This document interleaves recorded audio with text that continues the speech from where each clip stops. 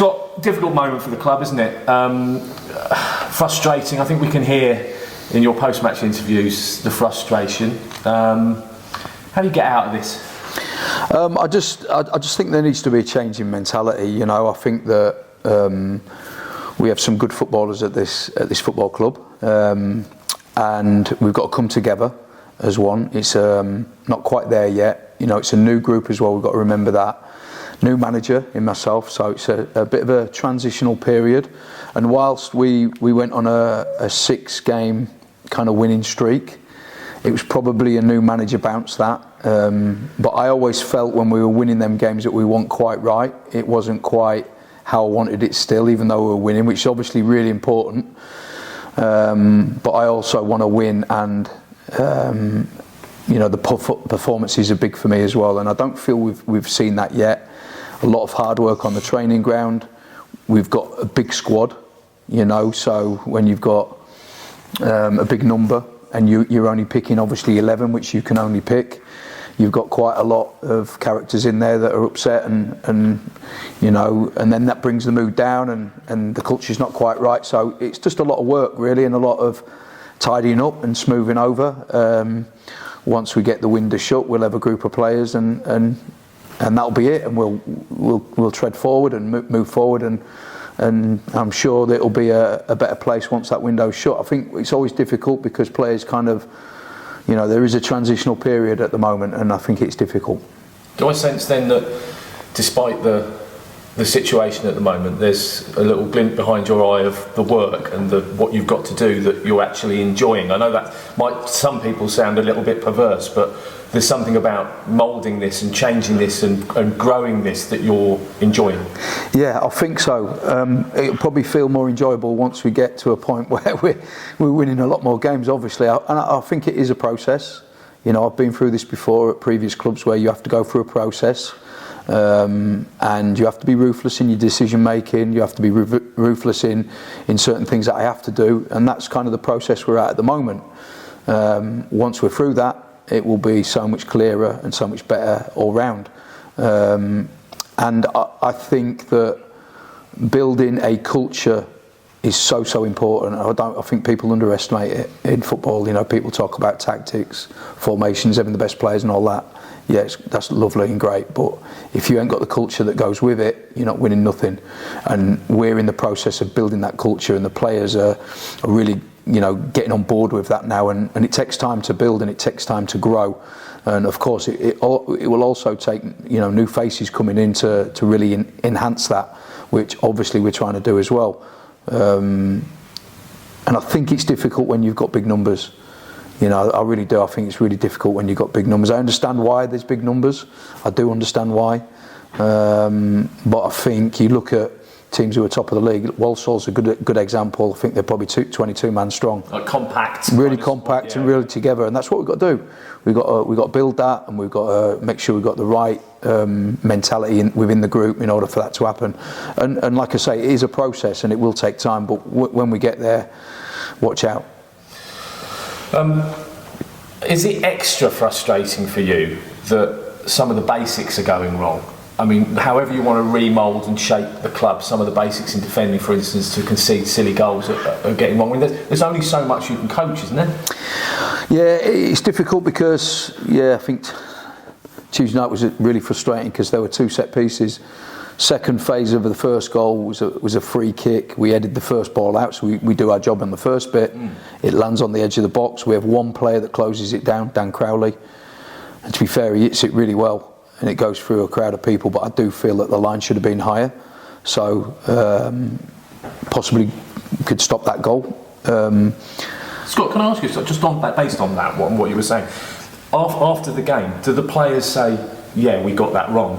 Are they aware that they've got something like that wrong? Yeah, for sure. There's accountability. Right. There is accountability, and we do pick the bones out of it. And you'll see and hear certain players saying, "Well, you didn't do this, you didn't do that," and I think that's healthy.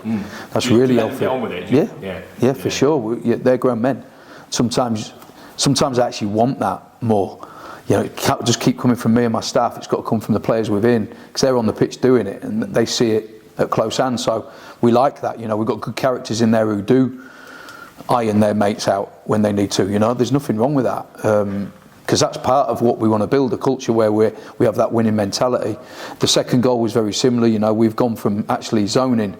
We zone pretty much every game I've been here, and I did it kind of last year, and we ended up being in the, I don't know what it was, top 10 in the country for defending corners, and it worked. But it only works if you've got the right mentality to follow it through. We've conceded goals by doing zoning. So we changed it actually Tuesday night and went man for man marking with 2 zones in there. But everyone else picked up, so 6 men were picking up, and then they still get an header on goal and score. So now it's almost like, well, what are we doing next then, lads? You know what I mean? So it's nothing to do with the setup. It's nothing to do with how we do it. It's to do with the mentality to do your job properly, which we will get there. You know, we will get there, and like I say, it's just a process we have to go through. My next question is about mentality, so I'm going to scrap that question and just say, do you understand the worry from fans about having another season in League Two? And I know that's pressure, but I would imagine it's pressure you want, because the fans, and I would imagine everyone involved, including you, knows that MK Dons shouldn't be in this division, want to get out of this division, and feel like the season, and these are just my words, I'm not saying this is the case, kind of slipping away. Do they know how I feel? I'll put that back at you, because I live this job. I'm 2-footed in. I immerse myself in this job. Do you think I want to be in League Two? Of course not. You know, I don't think like people really kind of understand how much work goes into just preparing for one game, and how much, you know, time and effort goes in. Is it hurting then? Is it hurting? Of course, you know, you prepare a team to play against a team in which you believe your team should win. And we start the game, we play so well for half an hour, we concede a goal, and then we don't play well for the rest of the game until it's 2-0, and then we have half a go at the end. Of course that hurts me, you know, and I come away scratching my head thinking, right, what more can I do? And there isn't, that I can't work any harder than I'm working, and I feel that the fans are, you know, are really hard done by, because we don't want to be in this division. We want to be out of that division now. And I'm the same. I immerse myself in this job. It's like my life. You know, I've failed as a parent and as a partner because I'm just so into this job, and I'll continue doing that. So, you know, when I see fans really upset after games, I'm the same. You know, I'm the same. I'm if not probably worse, because I live it. It's my job. I live it every minute. And I'll go on the coach on the way home and I'll watch the game back. And I don't watch it back like 90 minutes. It'll take me 4 hours to watch it back. So I want to understand why, how can we better? How can we improve? Why did that happen? Why did this happen? And you know, and I really do immerse myself in the job. And so yeah, I do understand why the fans don't want to be in League Two. Like, completely understand it. You mentioned earlier about the size of the squad, and just going back to that briefly, is that something you're actively working on at the moment? Obviously, you said about, it's weird because you said about obviously fresh faces, which will help, but there's obviously also players that have got to go out of the football club as well, and that's an ongoing process at the moment. Yeah, it's just trying to streamline it a little bit. Obviously, we need. Well, you've seen, you know, 3 players come in, and we probably need a few more possibly in certain areas, I believe, which will make us stronger, and I think it will give us a platform to do what we want to achieve this season, and certainly beyond that. But yeah, I think it's just about streamlining it. There's players in the squad at the moment that want to play football, and they kind of looking at it and thinking, well, is my game time limited here at MK? So we have to be fair to them as well. And that adds to the whole... Of course. Yeah, okay. You know, it's not just about me making a decision on their career. They also want to go and play football themselves, and I get that. And, you know, and it's an ongoing process. Well, hopefully it come, I don't know, the 2nd of February, 3rd of February, or whenever I know the window goes over into February, doesn't it? I don't know what the date is when it shuts, but once we get there, we'll have a squad that hopefully that we will move forward with, and we'll kind of nurture and care for, and you know, mould into a really strong, powerful outfit, and that's what we want. Just finally from me, the obvious question about the game, because I watched the parts of the game back, and I watched your post-match interview as well. That was another difficult moment as well. nothing like a high-pressure game against your British rivals when you're in this position. I mean, I suppose the way to look at it is to take it as a positive. It's the best. It's the best game we could wish for next, in my opinion. I got interviewed after the Fleetwood game, and somebody mentioned about the next game's Wimbledon. We'll be up for that, and I made a comment, and I think maybe people misread that comment. Of course, I understand how much this game means to this football club, the fans, the supporters, obviously the people at the club who've been here forever and ever, and it means everything to the players. I know that, and the staff. But I wanted to really clear that message up. What I said afterwards was, every game's important to me. Do you know what I mean? It's like we can't have maximum effort for Wimbledon, but then go to Fleetwood away and not have maximum effort. Do you understand me? So that's kind of what I'm trying to build, that culture of every single minute we have an MK Dons kit on, whether it's training kit or whether it's a playing kit. We have to give everything in our bodies in order for us to be better, to improve and to win. And it doesn't matter whether you're playing, Bromley away or Morecambe away or AFC Wimbledon away or AFC Wimbledon. Everything needs to go into every single game in order for us to achieve what we need to achieve. And I don't want people to think that I don't understand the importance of this game, because I completely do understand it, and I'm using it. I'm using it as a vehicle to make sure that we can actually turn this corner in the most amazing game. We can use this as no, this is the game we're going to turn the corner on. And I think it's the best game next. I really, really do. Thanks, Scott. You mentioned again on Tuesday night that no one's safe, no one's sacred in the team.